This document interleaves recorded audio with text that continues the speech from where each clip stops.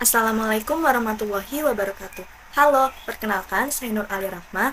Di video kali ini saya akan menyampaikan materi mengenai teori kontingensi kepemimpinan yang efektif. Yuk kita simak. Mari kita mulai yang pertama, yaitu ada definisi kontingensi kepemimpinan. Nah, pertama, pendekatan ini berangkat dari asumsi bahwa tidak ada satupun gaya kepemimpinan yang cocok dengan semua situasi. Dari beberapa pengertian menurut para ahli terkait kontingensi kepemimpinan, bisa disimpulkan bahwa kontingensi kepemimpinan merupakan pendekatan kepemimpinan yang mendorong pemimpin untuk memahami perilakunya sendiri dengan memilih gaya yang berbeda di setiap menghadapi situasi yang berbeda pula. Dari beberapa sumber, saya menemukan bahwa ada 3 teori kontingensi kepemimpinan. Yang pertama ada teori kontingensi Fiedler. Teori kontingensi Fiedler sering disebut dengan teori situasional, karena pada teori ini mengemukakan bahwa keefektifan suatu kelompok tergantung pada antara gaya pemimpin dengan situasi, di mana situasi ini menjadi pengaruh dan pengendali untuk pemimpin. Nah, di sini ada 2 tipe variabel kepemimpinan menurut Fiedler. Yang pertama ada leader orientation, yang dimana merupakan pilihan yang dilakukan pemimpin dalam suatu organisasi, apakah ia berorientasi pada relationship atau hubungan, atau berorientasi pada tugas. Yang kedua ada situation favorability, merupakan tolak ukur sejauh mana pemimpin tersebut dapat mengendalikan situasi tertentu. Terdapat 3 variabel situasi. Yang pertama, hubungan pemimpin dengan bawahan, jadi tingkat kepercayaan, keyakinan, dan rasa hormat yang dimiliki bawahan kepada pemimpin. Nah, yang kedua ada struktur tugas. Jadi apakah tugas yang disampaikan pemimpin kepada bawahan itu sudah dijelaskan secara spesifik? Terus yang terakhir ada kekuatan posisi. Nah, biasanya ini ditunjukkan dengan otoritas yang lebih tinggi. Nah, yang selanjutnya ini ada teori Patgol. Nah, pada teori ini mengemukakan bahwa pemimpin yang efektif itu adalah yang dapat memperjelas jalur untuk membantu bawahannya dalam mencapai tujuan atau melaksanakan tugas. Maka dari itu, teori Patgol mengemukakan bahwa ada 2 fungsi dalam kepemimpinan. Fungsi yang pertama yaitu memberi kejelasan alur. Jadi pemimpin ini harus membantu bawahannya dalam memberikan bagaimana cara menyelesaikan kerja mereka. Nah, yang kedua yaitu memberikan reward kepada bawahan dalam bentuk pemberian dukungan dan juga perhatian terhadap pribadi mereka. Misalnya bisa dengan menaikkan gaji atau memberikan bonus. Next, terdapat 4G kepemimpinan yang dikemukakan oleh teori Patgol. Yang pertama ada kepemimpinan pengarah atau directive leadership. Nah, dalam hal ini pemimpin itu harus mengarahkan dan membantu mulai dari apa yang diharapkan bawahan, jadwal dan standar kerja yang harus disesuaikan, hingga cara menyelesaikan tugas tersebut. Yang kedua, ada kepemimpinan pendukung atau supportive leadership.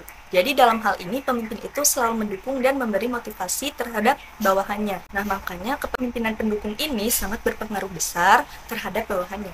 Yang ketiga, ada kepemimpinan partisipatif atau participative leadership. Nah, gaya kepemimpinan ini adalah pemimpin yang selalu berkonsultasi kepada bawahan dalam setiap pengambilan keputusan. Nah, biasanya gaya kepemimpinan ini akan memotivasi bawahan karena bawahan ini merasa dihargai. Yang terakhir ada kepemimpinan berorientasi prestasi atau achievement-oriented leadership, yakni pemimpin yang membangun karyawan dengan menetapkan tujuan yang menantang. Nah, di mana dengan penetapan tujuan menantang ini bisa melahirkan karyawan yang berprestasi, sehingga dalam setiap prosesnya itu karyawan bisa berkembang lebih baik lagi. Nah, selanjutnya ada 2 faktor situasional yang dikemukakan oleh teori Patgol. Yang pertama, karakteristik bawahan. Jadi, pada faktor situasional ini, teori Patgol memberikan penilaian bahwa perilaku pemimpin bisa diterima oleh bawahannya jika para bawahan tersebut melihat perilaku pemimpin tersebut dapat memberikan manfaat bagi mereka. Karakteristik bawahan ini mencakup 3 hal. Yang pertama, letak kendali, di mana bawahan yang memiliki letak kendali internal itu merasa bahwa apa yang mereka peroleh itu merupakan hasil dari kerja mereka sendiri. Tapi kalau bawahan yang memiliki letak kendali eksternal, lebih cenderung meyakini bahwa hasil yang diperoleh itu dikendalikan oleh kekuatan di luar kontrol mereka. Nah, yang kedua yaitu ada kesediaan manajemen pengaruh atau authoritarianism. Nah, di mana bawahan yang memiliki authoritarianism tinggi akan lebih suka gaya kepemimpinan pengarah, sedangkan bawahan yang memiliki authoritarianism rendah lebih cenderung akan merespon gaya kepemimpinan partisipatif. Yang ketiga ada kemampuan. Jadi di mana bawahan yang memiliki kemampuan tinggi itu cenderung lebih menyukai gaya kepemimpinan yang berorientasi pada prestasi, sedangkan bawahan yang memiliki kemampuan rendah cenderung menyukai gaya kepemimpinan suportif. Faktor situasional yang kedua yaitu karakteristik lingkungan. Adapun karakteristik lingkungan yang pertama yaitu ada struktur tugas. Jadi struktur kerja yang tinggi itu bisa mengurangi kebutuhan pemimpin yang mengatur. Kedua ada wewenang formal.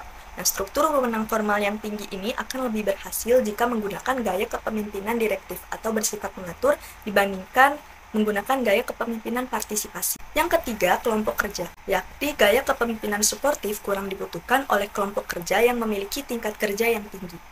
Teori kontingensi kepemimpinan yang efektif yang terakhir adalah dari teori Hersey dan Blanchard. Nah, teori ini berfokus pada kematangan bawahan sebagai kunci pokok situasi yang menentukan perilaku pemimpin yang efektif. Teori Hersey dan Blanchard mengemukakan 4 gaya kepemimpinan. Yang pertama ada telling.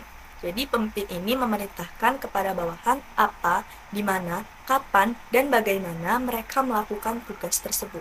Yang kedua ada selling, yakni seorang pemimpin yang memiliki sifat suportif dan memberikan instruksi secara terstruktur.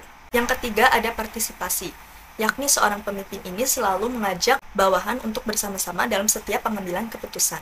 Yang terakhir ada delegating, yakni seorang pemimpin mendelegasikan wewenang dan tugas yang luas terhadap bawahan. Jadi pada hal ini, pemimpin ini lebih sedikit mengarahkan.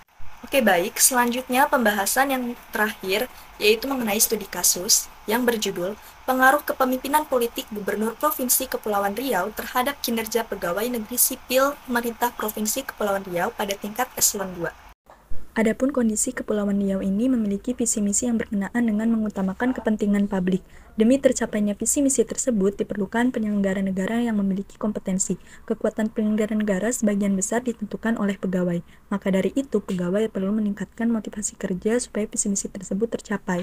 Dalam upaya peningkatan kinerja pegawai, tentunya memerlukan pemimpin yang dapat mempengaruhi kondisi kerja melalui gaya kepemimpinan yang diterapkannya. Adapun permasalahan yang terjadi pada pegawai negeri sipil pemerintah Provinsi Kepulauan Riau pada tingkat eselon 2, yakni yang pertama tidak ada ketegasan dari gubernur terhadap pejabat setingkat eselon 2 untuk menegur ketika pegawai datang terlambat. Kedua, tidak ada sanksi yang diberikan terhadap pegawai yang terlambat datang ke kantor. Ketiga, terkadang kurang jelasnya instruksi yang diberikan kepada bawahan. Selanjutnya, hasil dan pembahasan. Penelitian ini menguji 4 perilaku kepemimpinan, yakni yang pertama perilaku direktif. Ini berkaitan dengan perilaku pengarah yang dijelaskan dalam teori Patgol dalam hal mengarahkan bawahan Gubernur Kepulauan Riau sudah termasuk pada kategori baik. Perilaku konsultatif. Nah, pada hal ini Gubernur Kepulauan Riau ini sudah sangat baik dalam hal memberikan dorongan terhadap bawahannya serta sangat peduli terhadap apa yang dibutuhkan bawahannya. Ini berkaitan dengan kepemimpinan pendukung yang dikemukakan oleh teori Patgol. Perilaku partisipatif. Sebagian bawahan gubernur ini ada yang merasa bahwa Gubernur Kepulauan Riau masih belum menerapkan perilaku partisipatif, dan sebagian lagi telah beranggapan bahwa Gubernur Kepulauan Riau sudah memberikan ruang kepada bawahan untuk ikut dalam mengambil keputusan. Dan yang terakhir, perilaku delegatif.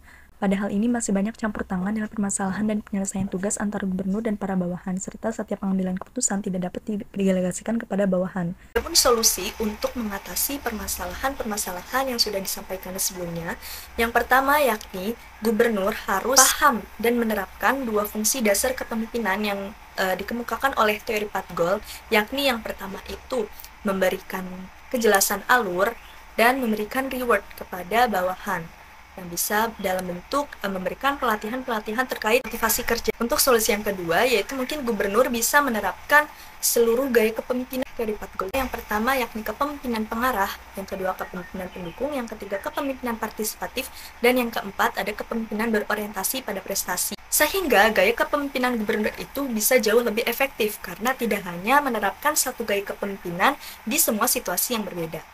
Nah, itu dia semua adalah penyampaian materi terkait teori kontingensi kepemimpinan yang efektif. Semoga teman-teman yang melihat video ini bisa lebih paham mengenai teori kontingensi kepemimpinan yang efektif. Cukup sekian yang bisa saya sampaikan, kurang lebihnya mohon dimaafkan. Wassalamualaikum warahmatullahi wabarakatuh.